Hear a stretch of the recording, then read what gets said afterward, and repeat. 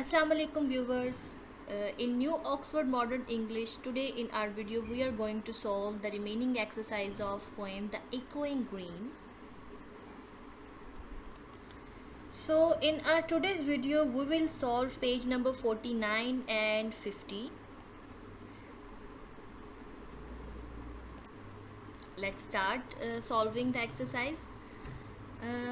So here this exercise number 2, the statement is put the words in the list above into alphabetical order. These are the words which we have to write in alphabetical orders. You have to read A, B, C, D and so on and find which word which letter comes first. मतलब आपको A B C तक पढ़ना है और आपने देखना है कि कौन सा लेटर पहले आता है. Like this: A B C D E F G H. ठीक है, आप यहाँ पे ढूंढें H से पहले कोई वर्ड नहीं आता तो मीन्स हॉबल जो है वो लिस्ट में सबसे पहले आएगा. I J K L. अब H के बाद जो है वो क्या आ रहा है, L आ रहा है, तो हम यहाँ पे लिखेंगे लिस्ट में lymph. Let me show you like this. Sorry, we have the word dawdle before. Yes, dawdle, A B C D.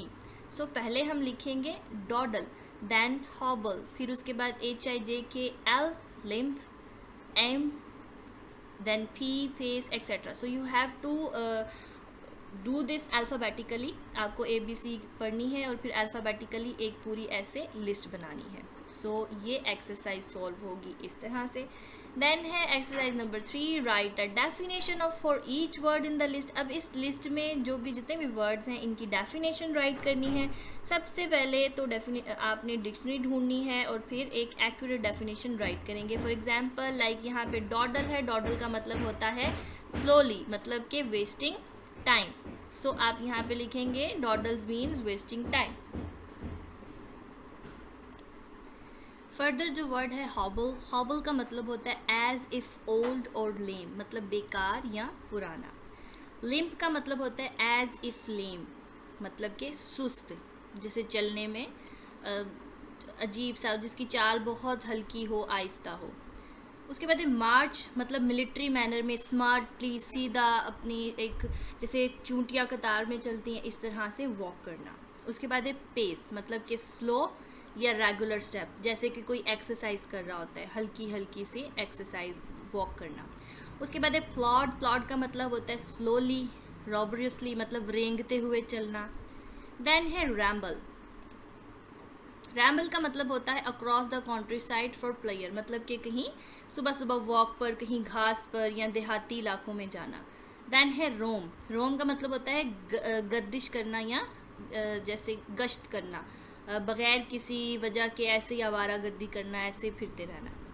Shuffle मतलब है ड्रैगिंग वंस फीट, पाँव घसीटते हुए चलना.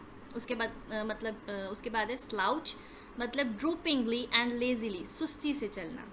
देन है स्ट्राइड. स्ट्राइड का मतलब विद लॉन्ग स्टेप्स, पर्पसफुली, मतलब कि आहिस्ता से लंबे लंबे कदम किसी मकसद के तौर पे चलना. जैसे अगर हमें पता चले कि वहाँ पे कुछ बुरा हो गया है तो हम पर्पसली उसी रास्ते जो है वो लंबे लंबे स्टेप लेकर चलते हैं. स्ट्रॉल का मतलब होता है लेयरली वे, मतलब बहुत ही आहिस्ता से, लेजीनेस से चलना, फालतू इधर उधर. उसके बाद है स्ट्रट. स्ट्रट का मतलब होता है in a proud way, showing off, मतलब कि शोखी दिखाते हुए, गरूर करके चलना. देन है टॉडल. टॉडल का मतलब है किसी छोटे बच्चे की तरह छोटे छोटे स्टेप्स में चलना. देन है ट्रज. ट्रज का मतलब ही होता है थकावट के साथ चलना, जैसे कोई हैवी बूट्स या हील्स पहनी हुई और चला नहीं जाता, उस तरह से. देन है वाडल. वाडल का मतलब है किसी बतख की तरह चलना, साइड टू साइड मोशन करके. So this is all about the exercise number 3. उसके बाद एक्सरसाइज है हमारी पंक्चुएशन. पंक्चुएशंस जो है वो ऐसी मतलब कहते हैं कि कोई सेंटेंस या स्टेटमेंट जिसमें हम कॉमाज ऐड करते हैं, फुल स्टॉप ऐड करते हैं, अपॉस्ट्रोफी ऐड करते हैं, एक्सेट्रा. जैसे यहाँ पे the boy bought tomatoes, apples, pears and bananas, मतलब अगर 3 वर्ड्स आ गए हैं एक साथ तो उनमें कॉमाज आएगा और लास्ट वर्ड से पहले एंड आएगा. अब यहाँ पे ये एक सेंटेंसेस दिए हुए हैं, इनमें आपने कॉमाज पुट करने, जैसे कि if in his shops he sells nuts, bolts, screws, pins and paper.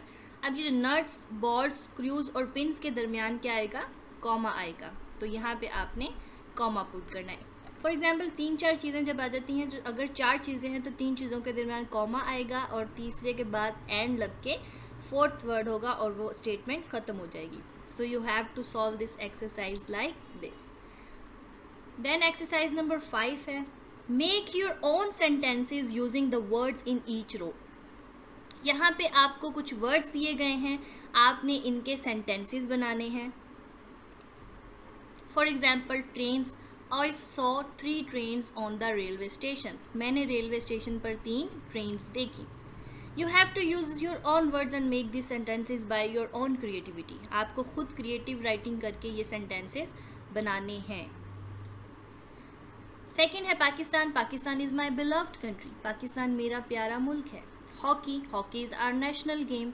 Blue shirt, I like that blue shirt. Aeroplanes, there were aeroplanes on the airport. China, China is a great country.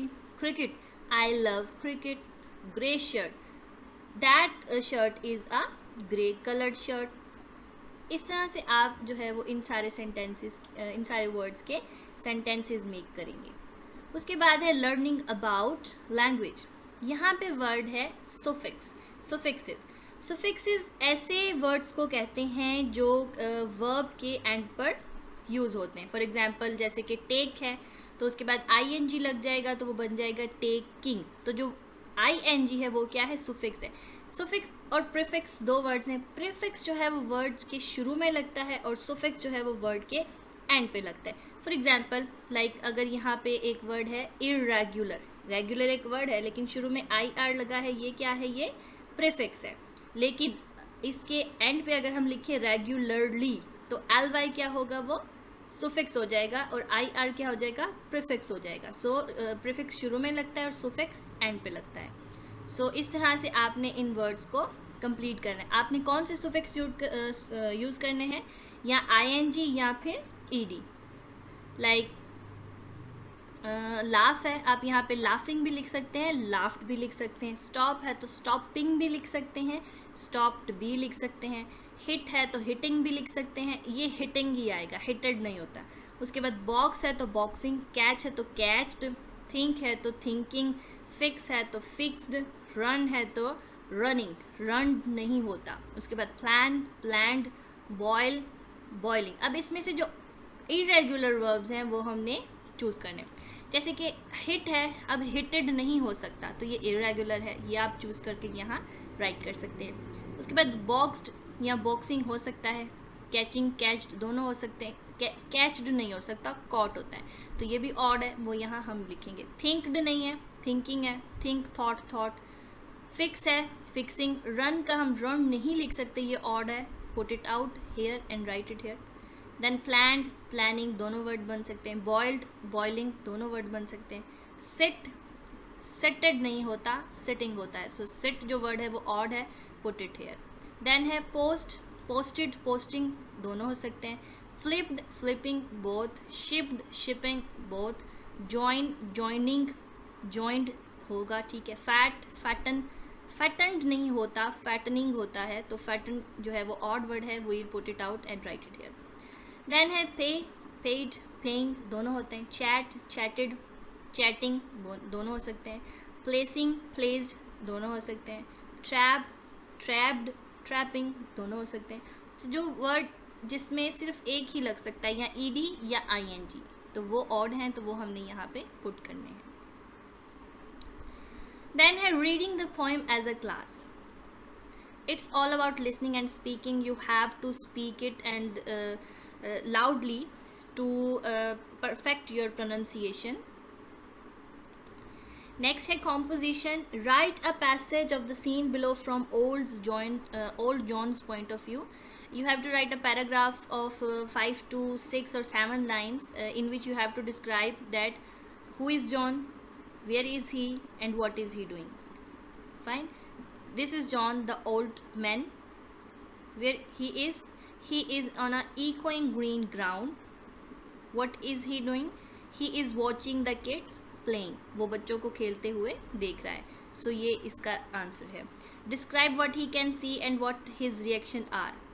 He can see that kids are playing, laughing, and his reaction is very nice and innocent, and he is laughing. तो उसका जो reaction है वो क्या है, happy reaction है. Then I describe his memories of his own youth. उसकी youths में भी they were also playing in these echoing grounds. So ये उसकी क्या है, मेमोरी है कि वो भी इस तरह के ग्राउंड में प्ले करता था. So this was all about today's video. I hope you liked the video. Thank you so much for watching the video.